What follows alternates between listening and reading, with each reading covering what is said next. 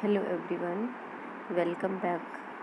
Now we will discuss about the elementary canal and its layers. आप ये कह सकते हैं कि अब हम डिस्कस करेंगे histology of alimentary canal means जो टिश्यू की लेयर्स प्रेजेंट होती हैं एलिमेंट्री कैनाल में from the oesophagus to the rectum, कौन कौन सी लेयर से ये कवर्ड है वो हम यहाँ डिस्कस करेंगे. Basically walls of the alimentary canal हम यहाँ डिस्कस करेंगे.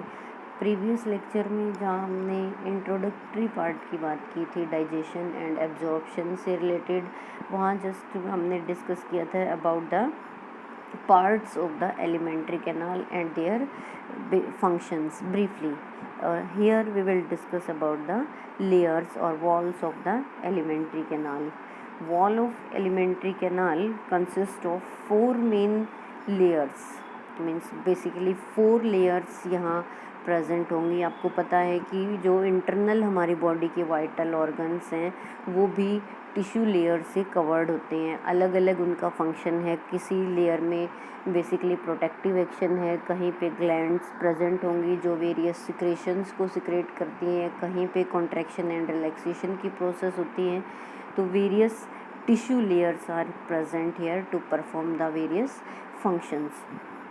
सो from outermost to the inner layer अगर हम यहाँ बात करें तो यहाँ क्या कौन कौन सी लेयर प्रेजेंट होंगी. Beginning from the outside these are serosa. सबसे पहली आउटर मोस्ट लेयर जो एलिमेंट्री कैनाल की है वो है serosa. Second layer is muscularis, muscular coat भी हम इसको नाम देते हैं. Third layer is submucosa and fourth layer is mucosa जो सबसे इंटरनल लेयर है. म्यूकोसा नाम से भी इंडिकेट हो रहा है कि यहाँ कुछ न कुछ म्यूकस से रिलेटेड भी है, कुछ सिक्रेशन भी होगा इस तरह से लुब्रिकेटिंग मटेरियल का. तो सिरोसा क्या हो गया? It is the outer most layer. और जहाँ तक आपने प्रीवियसली नाइन्थ का अगर थोड़ा सा भी ध्यान है कि हमने बात की है जहाँ टिश्यूज़ की हम बात करते हैं बेसिकली एपिथेलियल टिश्यूज़. तो सिंपलर जो स्क्वेमस एपिथेलियम है that is protective in action. It is present outside the internal organs and help in the protection of those organs. So here also serosa is the outermost layer. It is made up of, obviously it is made up of thin lining of simple squamous epithelium. और internally ये किससे attached होगी? It is attached to the muscularis जो second layer है, muscular layer है, उससे ये connected होगी by a sheet of the loose connective tissue. Initially आपको थोड़ा बहुत ध्यान होगा कनेक्टिव टिश्यूज़ का, that help in the connection of one part two the another. And deeply अगर थोड़ा सा हम थोरोली इनकी बात करते हैं तो कनेक्टिव टिश्यूज़ को हम लूज, डेंस, स्पेशलाइज्ड इनमें डिवाइड कर देते हैं. तो यहाँ क्या है, जो serosa is attached to the muscular layer through the loose connective tissue. Then we will discuss about the muscularis. It is formed by smooth muscles and arranged in two layers. As the name indicates, muscularis, that means muscle fibers की यहाँ arrangement होगी. तो ये इसमें भी क्या है, muscularis layer itself consist of further two layers. यहाँ जो मसल फाइबर हैं मस्कुलरिस में, इस लेयर में जो मसल फाइबर्स हैं that are arranged in two rows in the two layers. Outer longitudinal muscle fibres and inner circular muscle fibres. तो muscle fibres की टू लेयर होंगी यहाँ, outer longitudinal muscle fibres and inner circular muscle fibres. And between these two layers, इन muscle fibres के बीच में भी क्या कनेक्शन प्रेजेंट होगा? There is a network of nerve cells and nerve fibres जिसको हम नाम दे रहे हैं यहाँ ऑर्बेक प्लेक्सस. ये क्या है ऑर्बेक प्लेक्सस? क्या है Auerbach plexus? Is the network present between the outer and inner layer of the muscularis. क्या है ये? It is the network of nerve cells and nerve fibres that help in the muscular contraction and relaxation. इसका क्या role होगा यहाँ? ये muscle की contraction में और रिलैक्सेशन में ये ऑर्बेक प्लेक्सस रोल प्ले करेगा. आपको ध्यान होगा कि जहाँ पे भी मसल्स का फंक्शन है that is also related to the neurons. Neurons से ही स्टिमुलस है, जो इम्पल्स है वो ट्रांसफ़र होगा मसल्स तक and then muscles will perform their functions. तो here also presence of nerve fibers and neurons is must. तो इन जो ऑर्बिक प्लेक्सस क्या है, एक तरह से ये नेटवर्क है नर्व फाइबर्स की जो मसल की कॉन्ट्रैक्शन में यहाँ हेल्प करेगा। Then inner layer, inner to the muscularis layer जो है सेकेंड इनर मोस्ट लेयर है that is the submucosa. Submucosa is formed of loose connective tissue that contain nerve, blood, lymph vessels. Means यहाँ क्या होगा, इस layer में क्या होगा, बेसिकली वो सब्सटेंसेस प्रेजेंट होंगे that help in the connection between the one two the another part, जो कनेक्टिविटी इसकी मेंटेन करेंगे। एंड सेकेंडली जो कुछ न कुछ सिक्रीट करने में हेल्प करेंगे, कोई सिक्रेशंस में जो रोल प्ले करेंगे। तो intestinal glands are also present in this layer. Intestinal glands की जैसे हम बात करेंगे कि intestinal glands release the intestinal juice that help in the complete digestion of food. तो इंटेस्टाइनल ग्लैंड्स की फॉर्मेशन की भी सबम्यूकोसल लेयर से ही होगी। देन मेजनर्स प्लेक्सस, ये भी जैसे हमने ऑर्बिक प्लेक्सस की बात की है ना, तो यहाँ पे भी क्या है, Meissner's plexus another network of nerve cells and nerve fibres that lies between the muscular cord and submucosa. वो क्या है, मेजनर्स प्लेक्सस। ये क्या काम करता है, it control the secretion of intestinal juice. तो यहाँ जो भी प्लेक्सस है वो कोई ना कोई मीन्स फंक्शन को कोऑर्डिनेट करने में, रेगुलेट करने में हेल्प करता है। मेजनर्स प्लेक्सस का रोल क्या है, जो इंटेस्टाइनल ग्लैंड यहाँ प्रेजेंट है उनके सिक्रेशंस को ये बेसिकली रेगुलेट करने में हेल्प करता है, उनके सिक्रेशन का जो रिलीज़ का जो कंट्रोल है उसको ये मेंटेन करने में हेल्प करता है। Then inner most layer is mucosa. Mucosa क्या है, इनर मोस्ट लेयर है and further internally mucosa itself consist of 3 layers. और जो इसकी सबसे इनर मोस्ट लेयर है म्यूकोसा की ही खुद की, that is made up of simple columnar epithelial tissues. और जैसे सब म्यूकोसल लेयर में क्या है, इंटेस्टाइनल ग्लैंड प्रेजेंट होती हैं, तो म्यूकोसल लेयर्स में क्या होगा, यहाँ गैस्ट्रिक ग्लैंड्स की मेनली यहाँ से फॉर्मेशन होगी, मेनली गैस्ट्रिक ग्लैंड्स की and somewhat intestinal glands are also formed from here. Secondly जो म्यूकोसल लेयर है इंटरनल इनर मोस्ट ग्लैंड है, तो इर्रेगुलर जो फोल्ड्स हैं जिसको हम यहाँ नाम दे रहे हैं rugae in case of stomach and villi in case of small intestine, तो इनकी जो फॉर्मेशन है रूगी एंड विलाई की वो भी म्यूकोसल लेयर में ही है। एंड फंक्शन मेनली म्यूकोसा का क्या होगा, एक तो ये गैस्ट्रिक ग्लैंड्स का mainly and somewhat intestinal gland की फॉर्मेशन में ये हेल्प करती हैं। Mucosal epithelial have goblet cells, जो इसकी मैंने बताया कि इनर मोस्ट लेयर इसकी एपिथेलियम से बनी हुई है, वो किस में हेल्प करती है, उसमें क्या है, गॉबलेट सेल्स प्रेजेंट होंगी that also help in the secretion of the mucus. और म्यूकस का क्या काम होता है, एक तरह से मीन्स लुब्रिकेशन का फंक्शन होता है। And one more function that is also performed by mucosal layer is it is supplied with capillaries, means जो ब्लड की सप्लाई की भी तो हमें ज़रूरत है इंटरनल पार्ट तक, इंटरनली जो सेल्स टिश्यूज़ अवेलेबल है वहाँ तक, and also the lacteals. Blood capillaries के साथ साथ यहाँ क्या प्रेजेंट होगा, लैक्टियल्स।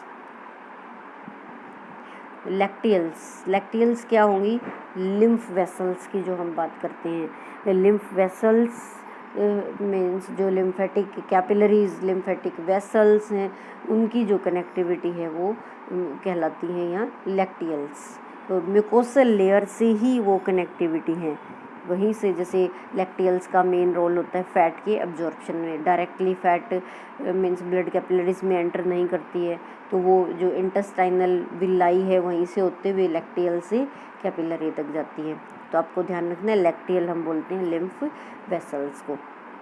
इसके बाद जो इसका थोड़ा सा इंटरनल सेक्शन की हम बात करते हैं, ट्रांसवर्स सेक्शन एक तरह से है एलिमेंट्री कैनाल का, वो आप यहाँ देख सकते हैं। इसमें सेरोसा आउटर मोस्ट लेयर थी, मस्कुलरिस सेकेंड लेयर है, सेरोसा एक तरह से प्रोटेक्टिव लेयर है, मस्कुलरिस जो कंट्रैक्शन एंड रिलैक्सेशन में रोल प्ले करती है, एंड देन सब म्यूकोसल लेयर, इंटेस्टाइनल ग्लैंड की भी फॉर्मेशन है यहाँ से, इंटेस्टाइनल जूस का जो सिक्रीशन है वो भी यहाँ मेजनर प्लेक्सस की हेल्प से होगा, and then inner most mucosal layer, सबसे पहले तो यहाँ म्यूकस का सिक्रीशन होगा जो लुब्रिकेशन में रोल प्ले करता है, मीन्स हार्मफुल जो केमिकल्स हैं उनसे वियर एंड टियर में एपिथेलियल सॉफ्ट एपिथेलियल लाइनिंग है उसको सेफ रखता है, एंड सेकेंडली मीन्स ये जो गैस्ट्रिक ग्लैंड्स हैं उसके सिक्रेशंस को भी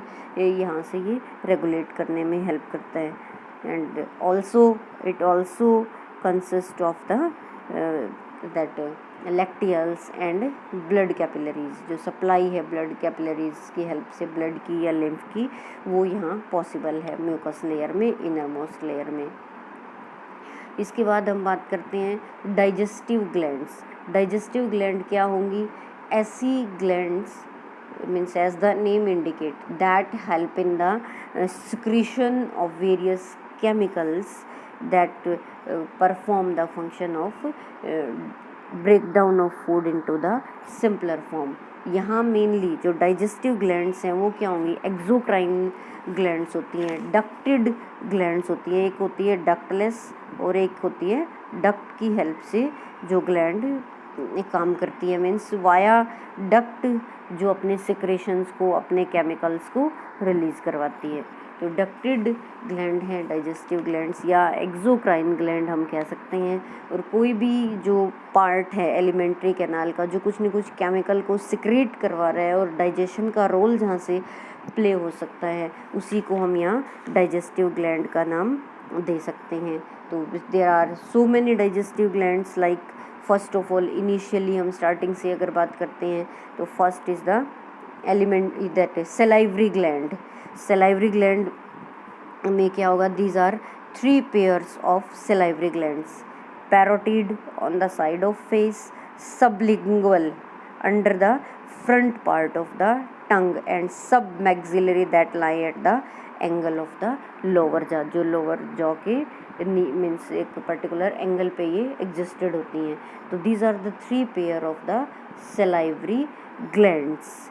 और जो पैरोटिड ग्लैंड की हम बात कर रहे हैं तो viral infection of the parotid gland cause the swelling and pain and that cause the mumps. आपने डिजीज़ नाम सुनी होगी मम्प्स।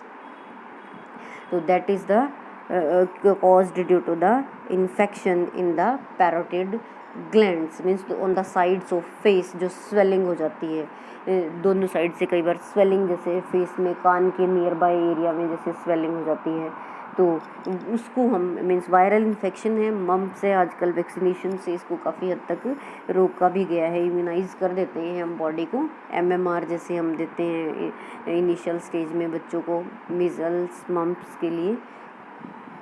तो वो पैरोटिड ग्लैंड में इन्फेक्शन वायरल इन्फेक्शन की वजह से कॉज होगा। सेकेंड लेयर हमारी सबलिंगुअल है, that is present under the front part of the tongue, and then submaxillary that is lie at the angle of the lower jaw. Salivary gland क्या secrete करेगी? Salivary gland release the viscous fluid saliva, and saliva में क्या होगा? Composition saliva की क्या होगी? It contains water, salt and enzyme salivary amylase. Salivary amylase की means near about neutral pH रहती है, नियर टू न्यूट्रल है इसके पीएच। सलाइवा में means saliva is carried into the buccal cavity by the salivary duct, क्योंकि हमने बात की है ये एक्सोक्राइन ग्लैंड्स होती है, डक्टेड ग्लैंड होती है, डक्ट की हेल्प से ही ये अपने सिक्रेशन को रिलीज़ करती हैं। तो सलाइवरी ग्लैंड बक्कल कैविटी में सलाइवरी डक्ट की हेल्प से अपना सिक्रेशन वो रिलीज़ करती हैं। और सलाइवा का क्या रोल है, आपको पहले प्रीवियस क्लासेस में भी पता भी होगा। सलाइवा का बेसिक रोल क्या है, कार्बोहाइड्रेट्स को, कॉम्प्लेक्स कार्बोहाइड्रेट्स को कुछ हद तक सिंपलर फॉर्म में, टोटल डाइजेशन कार्बोहाइड्रेट्स का इंटेस्टाइन में ही होगा, कुछ हद तक जो डाइजेशन है वो स्टार्ट यहाँ इनका हो जाता है सलाइवा की हेल्प से।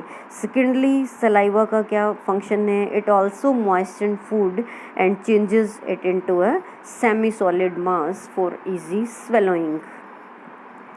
Moistening food allows it to be tasted. The taste buds are stimulated by chemicals in the solution.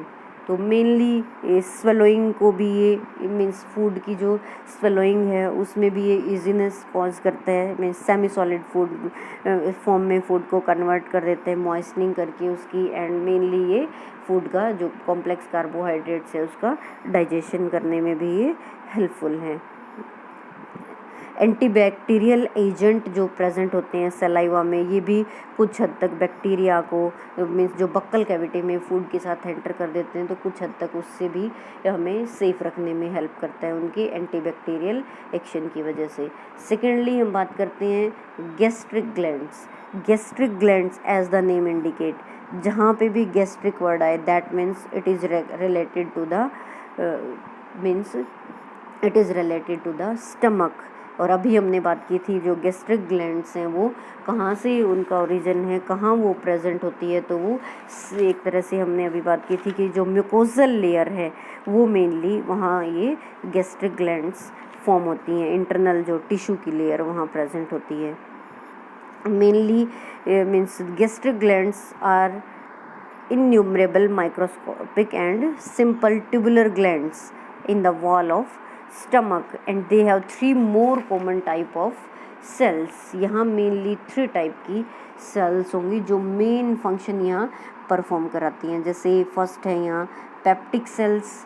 Peptic cells क्या होंगी, मीन्स ये भी मेनली चीफ सेल्स अभी हम इनको नाम देते हैं। और पेप्सिन जैसे वर्ड आपने सुना होगा, पेप्टिक से पेप्सिन आपको इजीली याद रह जाएगा। तो पेप्टिक किस में रोल प्ले करेगा, it help in the release of enzyme pepsin.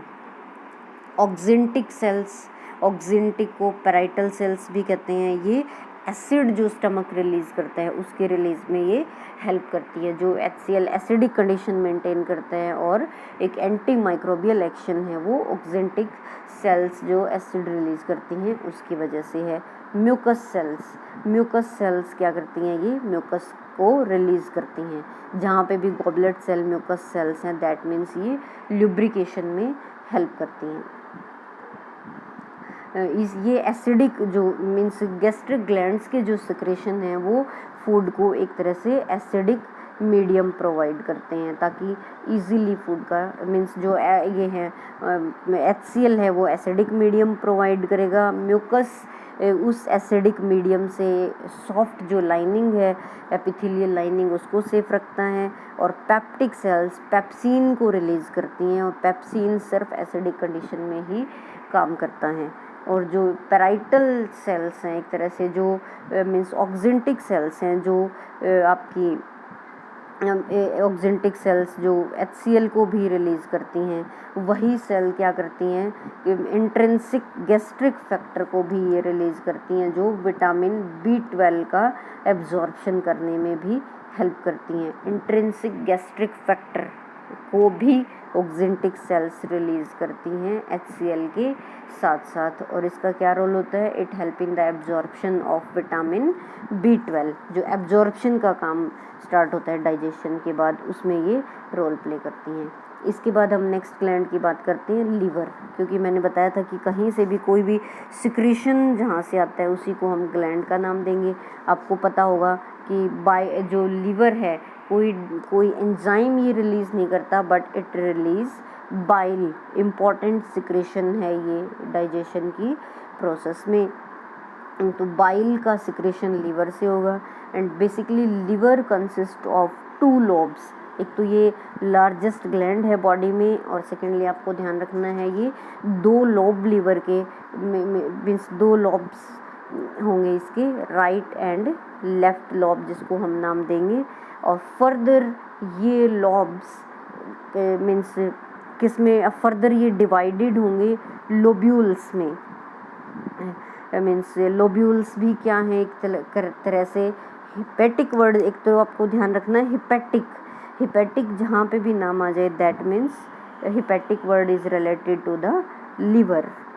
And hepatic lobes जो हैं, right and left hepatic lobes, these are made up of small structural and functional units that are called lobules। And इनमें क्या होगा, hepatic lobules में जो छोटी छोटी means right and left lobe की जो स्ट्रक्चरल एंड फंक्शनल यूनिट हैं वो क्या हैं, लोब्यूल्स। एंड डी में छोटे छोटे स्ट्रक्चर्स होंगे, ये सिलेंड्रिकल स्ट्रक्चर्स होंगे। And these consist of the hepatic cells. Hepatic cells means जो लिवर की सेल्स हैं। और हिपेटिक लोब्यूल्स कवर्ड होंगे ग्लिसन्स कैप्सूल से। ठीक है, ये आपको ध्यान रखना है। लॉब्स हैं वो मीन्स सिलिंड्रिकल स्ट्रक्चर से मिलके बने हैं जिसको हमने नाम दिया है लोब्यूल्स, हिपेटिक लोब्यूल्स। ये कवर्ड होंगे ग्लिसन्स कैप्सूल से। हिपेटिक लॉब्स में क्या होंगे, हिपेटोसाइट्स भी कह देते हैं हम इनको, हिपेटिक सेल्स भी कह देते हैं। और ये सेल्स क्या रिलीज करेंगी, जो मेन सिक्रेशन है लिवर का जिसको हम नाम देते हैं बाइल, किसकी हेल्प से ये सिक्रेट करेंगे, हिपेटिक डक्ट।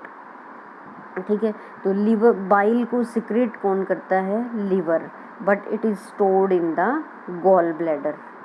ठीक है, और फिर इसके बाद लिवर से हिपेटिक डक्ट और गॉल ब्लैडर से सिस्टिक डक्ट, ये कॉमन ओपनिंग इनकी होगी कॉमन बाइल डक्ट से, जहाँ से ये लिवर को मीन्स आगे ट्रांसफ़र करती हैं ड्यूडिनम में, आपकी स्मॉल इंटेस्टाइन में।